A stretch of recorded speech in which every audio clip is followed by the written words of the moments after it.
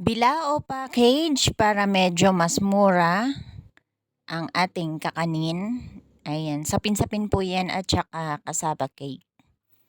Para medyo mas mura ang magiging costing niya, ang aking ginawang arrangement ay pa-round na lang, hindi yung papatong-patong na cassava cake. Ayan, ganyan lang ang aking ginawa. Kasi pag pa yung ipinatong-patong ko yung bawat slice ng cassava cake sa nakapalibot sa ating sapin-sapin ay mahal ang magiging kalabasan.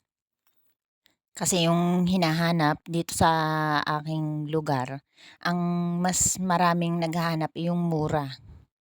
Ayun, sa mamahal ng ingredients ngayon, ang hirap ng